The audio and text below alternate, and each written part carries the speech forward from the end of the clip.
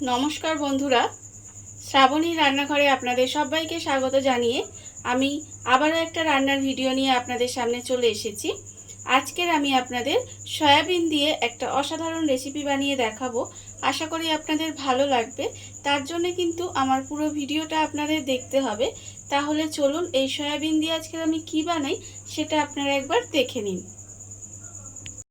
সয়াবিনের এই রেসিপিটা বানানোর জন্য প্রথমে আমি এখানে একটা বড় বাটি নিয়ে নিয়েছি।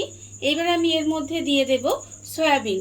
এখানে আমি ছোট এক বাটি সয়াবিন রেখেছি। সেই সয়াবিনটা কিন্তু আমি গরম জলে একটু ভিজিয়ে রেখেছিলাম 15 মিনিটের মতো।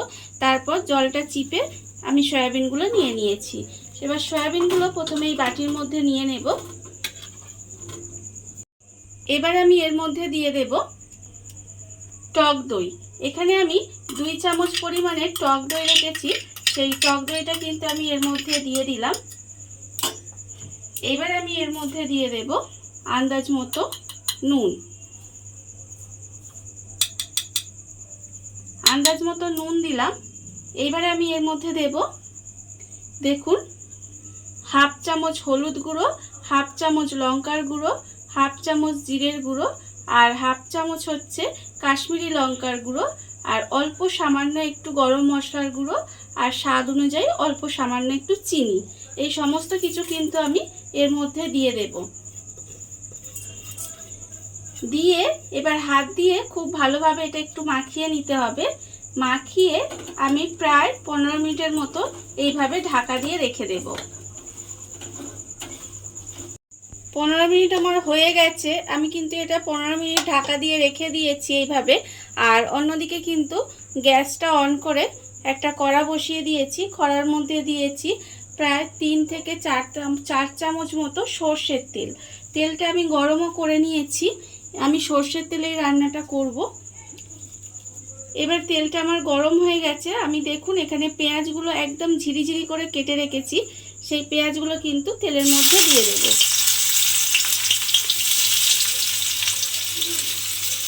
পেঁয়াজগুলো তেলের মধ্যে দিয়ে দিলাম।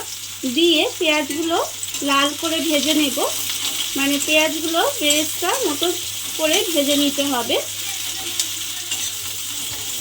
পেঁয়াজটা আমার এখানে লাল করে ভাজা হয়ে গেছে। পেঁয়াজটা আমি এবার তুলে রাখবো। পেঁয়াজটা কিন্তু এর থেকে বেশি ভাজবো না। এর থেকে বেশি ভাজলে কিন্তু পুড়ে যাবে, তখন কিন্তু খেতে ভালো লাগবে না। সেই জন্য আমি পেঁয়াজটা এইভাবে ভেজে তুলে রেখে দেব আলাদা করে। পেঁয়াজটা আমি ভেজে আলাদা করে তুলে রেখে দিয়েছি। এবারে একটা মশলা বানিয়ে নেব। তার জন্য আমি এখানে নিয়েছি একটা মাঝারি সাইজের পেঁয়াজ, অল্প একটু আদা, আর 8 কোয়া মতো রসুন। সেটা আমি মিক্সির মধ্যে দিয়ে পেস্ট করে নেব। মশলাটা আমার এখানে রেডি হয়ে গেছে, দেখুন। এবারে এই আদা রসুন পেঁয়াজটা আমি কিন্তু তেলের মধ্যে দিয়ে দেব।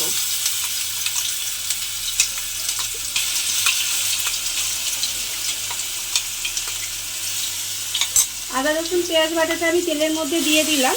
দিয়ে একটু আমি ভাজা ভাজা মতো করে নেব। আদা রসুন পেঁয়াজ বাটাটা দিয়ে আমি একটু ভাজা ভাজা মতো করে নিয়েছি, যাতে এর কাঁচা গন্ধটা চলে যায়। এবার আমি এর মধ্যে দিয়ে দেব যে সয়াবিনটা আমি এখানে মশলা মাখিয়ে রেখে দিয়েছিলাম। সেই সয়াবিনটা কিন্তু আমি এর মধ্যে দিয়ে দেব। দিয়ে এবার সয়াবিনটা একটু ভালোভাবে কষিয়ে নিতে হবে। মশলা মাখানো সয়াবিনটা দিয়ে খুব ভালোভাবে কষিয়ে নিয়েছি। দেখুন সয়াবিনটা থেকে কিন্তু তেল ছেড়ে গেছে। এইবারে এটা একটু খুব ভালোভাবে কষিয়ে নিতে হবে। সয়াবিনটা আমার কষানো হয়ে গেছে। এবার আমি এর মধ্যে দিয়ে দেব যে বাটিটা ছিল, সেই বাটির মধ্যে অনেকটা মশলা লেগেছিল। সেই বাটিটা জল দিয়ে ধুয়ে সেই জলটা আমি এর মধ্যে একটু দিয়ে দিলাম।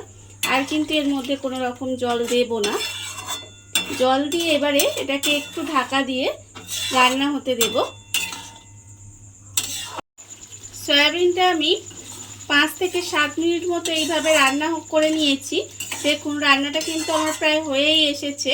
নামানোর আগে আমি এর মধ্যে দিয়ে দেব অল্প সামান্য একটু কাসুরি মেথি গুঁড়ো,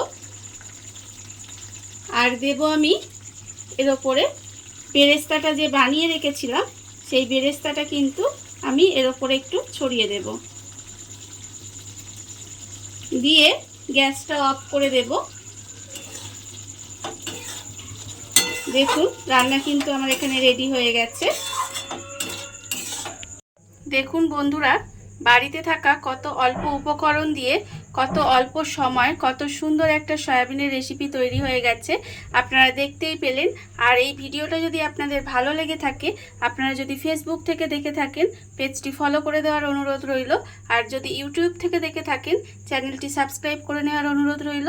তাহলে চলুন ভিডিওটা আমি এখানেই শেষ করছি। আপনারা সবাই ভালো থাকবেন, সুস্থ থাকবেন। আবারও হাজির হব নতুন কোনো রান্না নিয়ে।